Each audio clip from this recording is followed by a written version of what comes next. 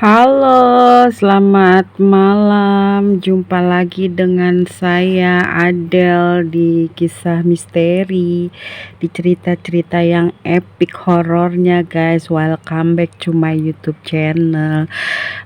Buat semuanya yang udah like, subscribe, komennya yang udah di-share, terima kasih banyak. Kalian adalah sahabat-sahabat aku, orang-orang yang baik. Aku akan selalu doakan kalian mendapatkan rezeki yang berlimpah dan selalu dalam lindung Allah Subhanahu wa taala, sehat-sehat selalu ya, guys.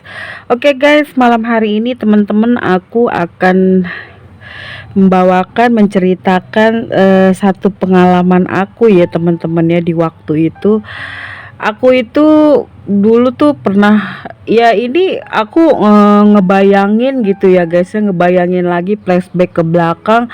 Sebenarnya itu kejadian horor, tapi aku sampai sekarang masih kayak eh bertanda tanya gitu ya, bertanda tanya apakah itu nyata atau tidak gitu. Kalian tahu nggak sih, dulu zaman dulu tuh kita waktu kecil tuh main eh tembak selodor ya, apa sih namanya, galasin gitu, yang lari pakai garis-garis gitu, guys. Nah, waktu itu aku sering banget, guys, main malam-malam gitu kan, pulang udah malam, dan setiap main itu lapangannya cuma satu, guys, adanya agak jauh dari rumah aku gitu. Aku harus jalan dulu dan melewati, zaman dulu tuh rumah-rumah masih jauh-jauh, guys, jaraknya gitu ya, teman-teman. Nah, singkat cerita aku main itu ya. Nah, pas sudah gitu aku pulang, sudah malam, padahal jam 10-an gitu ya. Tapi kalau menurut anak-anak kan itu jam 10, dan kebetulan kalau jam segitu pulang pasti aku udah dicubitin tuh sama nenek aku, sama mbak aku gitu ya, teman-teman. Nah, akhirnya kita pulang bertiga. Tiba-tiba di tengah jalan, kita kan jalan bertiga nih, aku di depan berdua, temanku di belakang sendiri gitu, teman-teman. Tiba-tiba pas kita nengok gitu, temen aku udah nggak ada gitu, dan aku tuh sama teman aku lagi tanya-tanya kemana ya gitu, sedangkan rumah dia tuh melewati rumah kita berdua gitu ya, guys ya.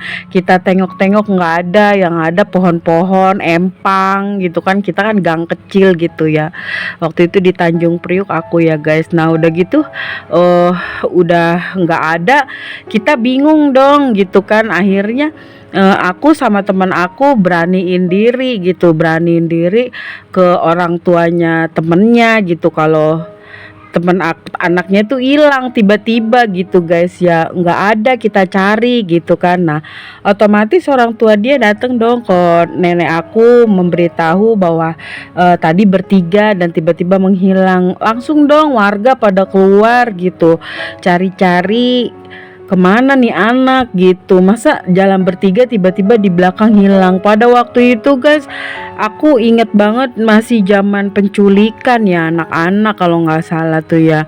Jadi orang tuanya udah panik, nangis-nangis, semua RT udah RW dicariin. Nah, tiba-tiba kenapa gitu ya, aku lagi duduk gitu, guys, nungguin nambahku tuh ikut nyari gitu ya, pada nyari. Aku tuh lagi duduk kayak ngelamun gitu. Nah, aku kayak ngeliat di pohon bambu itu gitu, teman-teman, dia ada lagi duduk gitu, lagi celingak-celinguk kayak orang jalan nggak ada arah tujuan gitu ya, teman-teman. Nah, aku spontan bilang, Mbak, itu dia di situ, aku bilang kan kayak gitu kan.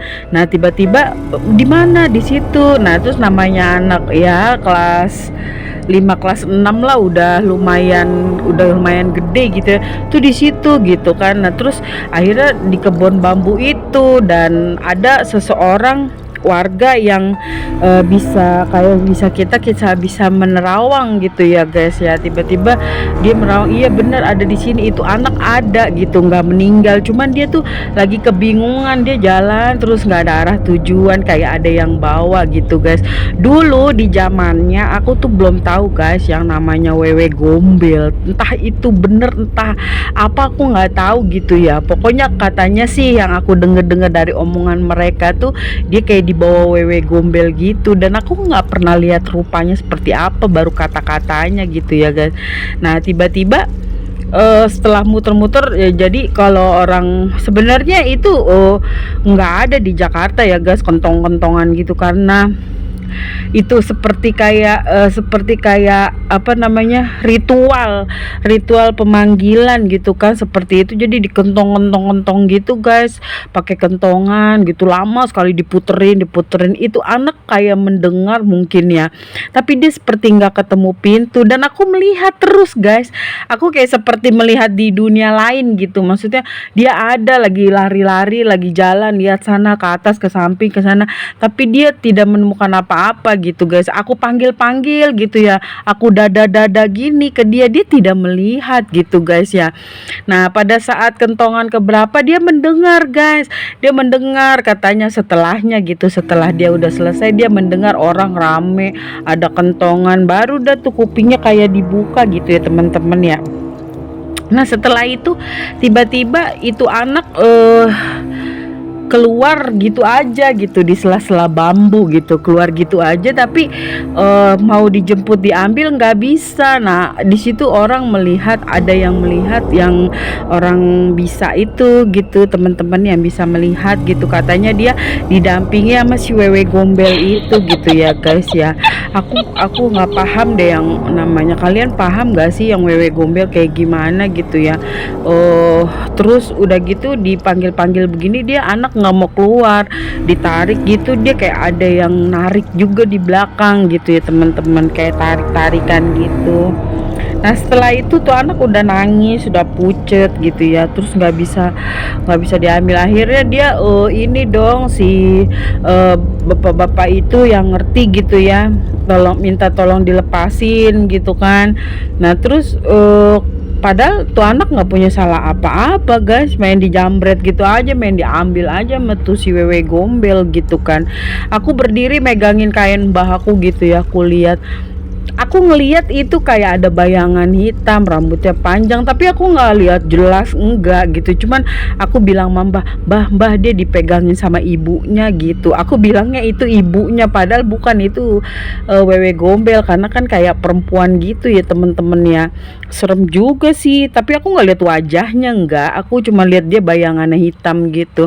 Akhirnya dibacain doa, pada ngaji tuh ya, bapak-bapaknya pada duduk di dekat pohon bambu, pada baca sholawat, baca ayat kursi, baca surat yasin. Dan ketika itu juga dia masih terus belum bisa lepas gitu teman-teman. Akhirnya si bapak ini marah gitu, marah banget, kalau nggak dilepas mau dibakar bambunya, pohon bambunya mau ditebangin di situ biar dia nggak bersemayam di situ lagi, nggak punya tempat gitu teman-teman. Akhirnya mungkin si jin ini takut juga, dia mau kemana mungkin ya. Memang tempat banyak tapi dia mungkin udah nyaman di situ, katanya jangan ganggu. Nah semenjak akhirnya dia dilepas guys, terus langsung pingsan gitu. Jadi setelah sadar dia tuh kayak orang baru setengah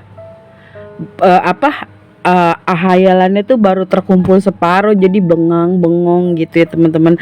Terus langsung lagi bengang-bengong gitu, aku tanya lu kemana, main hilang aja gitu. Terus mbak aku bilang jangan ditanya dulu neng, katanya biar aja dia, biar ini dulu sadar gitu. Akhirnya dibawa pulang gitu guys, dan aku sama mbak aku langsung pulang gitu. Jadi di perjalanan itu teman-teman, aku nggak habis pikir itu apa sih, aneh gitu. Menurut aku tuh aneh gitu, ngapain juga dibawa, dia tuh ngapain juga dibawa, karena kan dia nggak salah gitu ya teman-teman ya.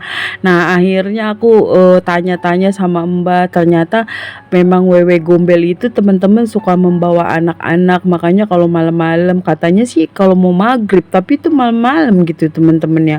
Aku nggak habis pikir juga gitu ceritanya, simpang siur gitu ya teman-teman.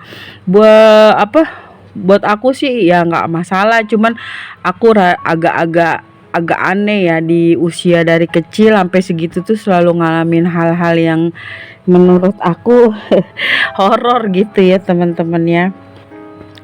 Jadi kayak gitu teman-teman, aku pengalamanku kayak gitu selama waktu pernah ngalamin hal-hal yang seperti itu gitu teman-teman. Gimana nih kalian, punya nggak sih pengalaman seperti teman-teman kita yang udah berbagi cerita gitu, hal-hal yang horor menurut kalian, berbagi sama aku biar aku sampaikan gitu ya teman-teman, biar plong gitu. Kadang-kadang kita kan mengalami sesuatu yang horor, cuma tanda tanya apa sih sebenarnya gitu, apa apa sih gitu kan. Bener nggak sih kayak gitu? Sebenarnya dunia apa yang kita alamin itu antara iya dan tidak. Kalau kitanya dipikirin bisa stres gitu teman-teman. Bener nggak sih kayak gitu? Tapi aku sih nggak aku pikirin. Itu aja guys cerita aku malam ini, semoga menghibur. Kalian sehat semua ya, banyak rezekinya.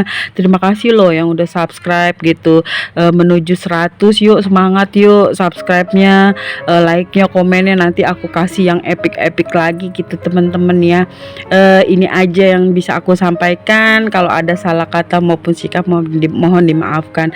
Terima kasih udah menonton video-video aku dan udah subscribe dan like-nya. Oke, thank you for watching. Assalamualaikum warahmatullahi wabarakatuh.